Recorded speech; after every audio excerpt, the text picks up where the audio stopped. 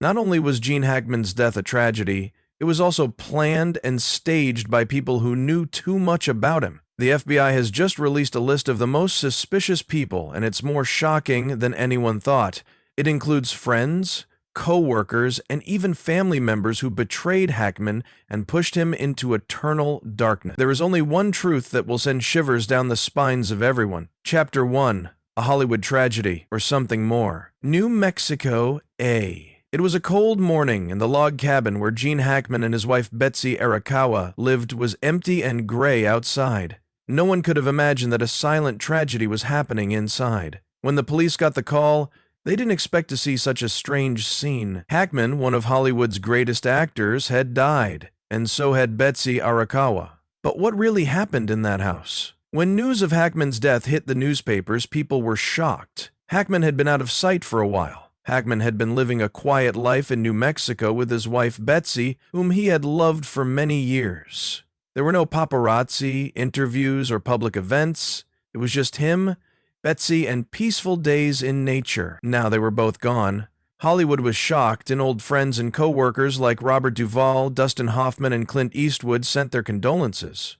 But there was still a feeling of unease about what really happened. According to early reports, Hackman died of heart disease, and in the last week of his life, he was confused. Due to his Alzheimer's, no one found him until it was too late. His wife, Betsy Arakawa, was also found dead, and the cause was found to be the HAV virus, a rare disease spread by rodents. 2 people died just days apart, which would have been a sad but understandable tragedy for most people, but the police didn't think that way. And they haven't closed the case because there are still problems. Problem number 1, how bad was Hackman's Alzheimer's? In his later years, he rarely appeared in public, which led many people to think Hackman was said to have had severe Alzheimer's, but his friends and neighbors said he was still lucid.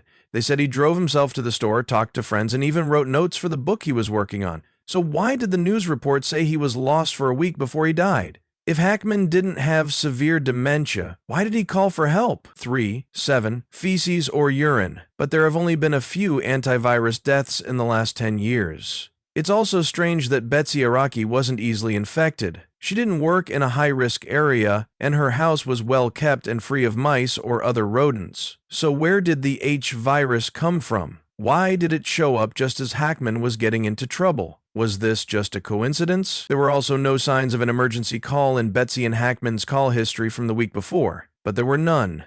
It doesn't make sense that no one was calling for help if Hackman was so lost that he couldn't save himself.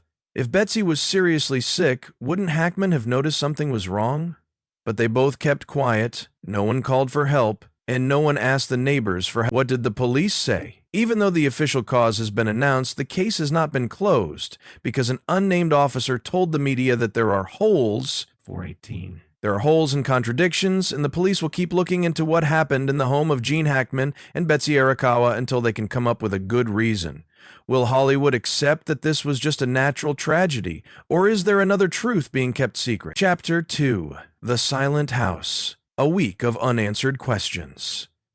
The house stood in the empty land of New Mexico, where Gene Hackman and his wife Betsy Arakawa had lived happily for many years. Betsy died on February 18.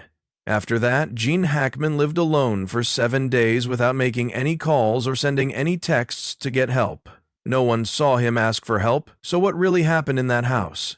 A 95-year-old man living alone for 7 days without saying a word, despite being a Hollywood star and a strong man with a long and successful career? Medical reports said Hackman was lost because of Alzheimer's after his wife died, but this made the police even more suspicious if Hackman was really dead. Z-535 was really so badly affected by Alzheimer's that he had no idea where he was or how he got there. How did he manage to live alone for a week? No one saw him leave the house, no one heard any noises, and no one found evidence that he used food or drink more than usual. How did a 95-year-old man take care of himself for 7 days while being so confused and not calling for help? One of the strangest things about this case is Hackman's complete silence. He didn't call the police or ask his neighbors for help. Hackman didn't call any family or friends for help, and his landline phone was still in its place. His cell phone was on his desk, but he didn't make any calls during those 7 days. This wasn't an accident. He had time to react. Why didn't Hackman do anything? There are patterns in survival traces that show what Hackman really did during those 7 days. Police searched Hackman's house and found no signs of food preparation during that time. They also searched the sink and bathroom and found 6047. There were no signs that more water was being used than usual, and the doors were still locked from the inside. What did Hackman do during those 7 days? Was he really alive the whole time, or had he died earlier without anyone knowing? Gene Hackman had a pacemaker, which is a device that checks heart rate and can send signals to a medical center if anything goes wrong.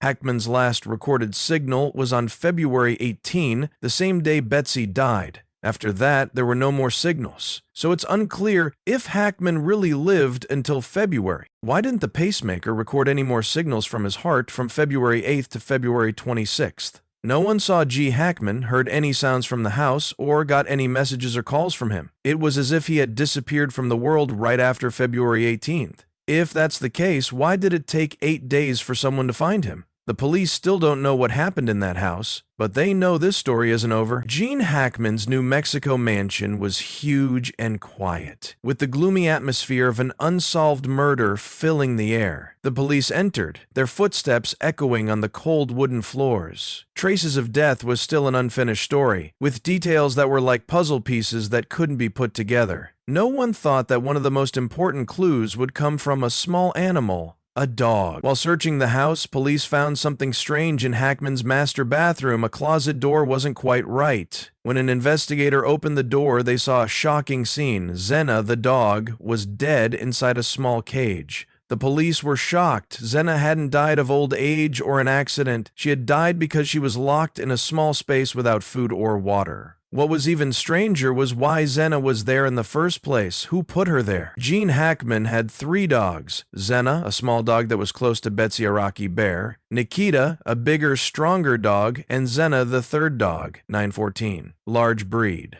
It was strange that only Xena was dead, while Bear and Nikita were still alive, but they seemed scared. Bear and Nikita avoided eye contact with people, whimpered, and showed signs of unease when the police approached them. They both shook and pressed against the wall as if they had seen something terrible. They both looked up and avoided me, and the police approached them, and they both shook and pressed against the wall as if they had seen something terrible.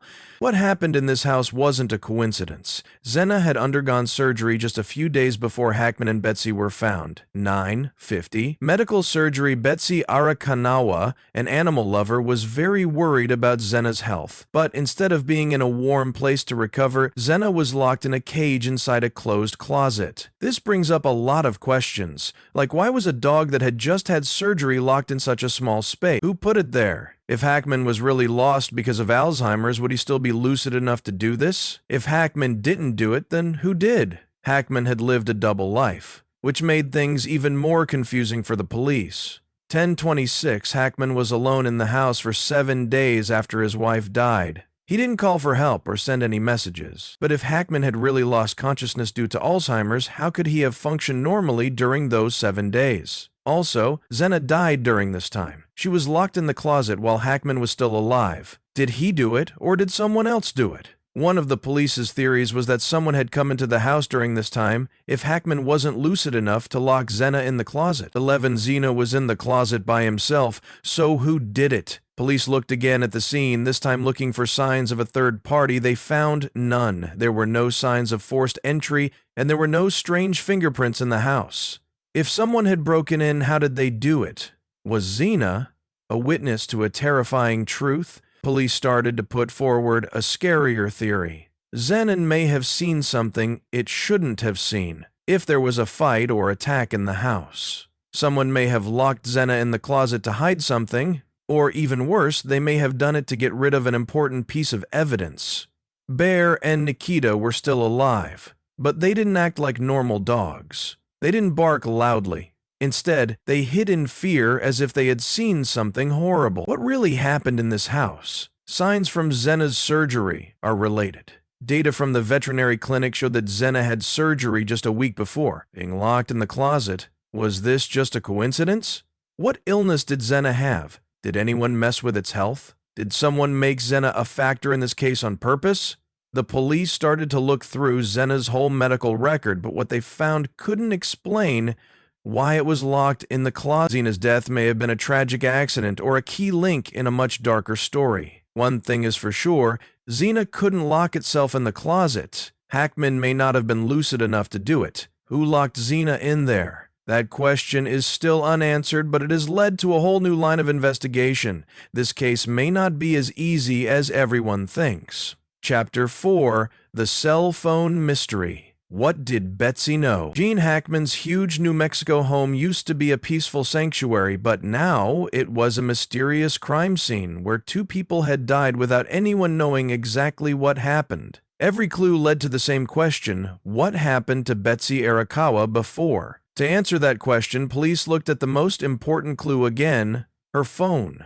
In the time before Hackman died, there were no emergency calls or messages on Hackman's phone, and there were no signs that he had called for help. If he really did have Alzheimer's, as the official report said, his lack of phone use could be explained, but it also raised the question of whether he was really completely lost, or whether someone had taken his phone if he wasn't lucid enough, 1356, to use the phone. Then who was in the house with him at that time? Things got even stranger when police started to look at Betsy Arakawa's phone. What they found could change the whole course of the investigation. Betsy's phone was still there, sitting right on the kitchen table, but all of her messages stopped after February 11th. She hadn't sent any messages or called anyone after that date, and there were no signs that she tried to get in touch with anyone when her health got worse. This was very strange because Betsy was a very busy woman.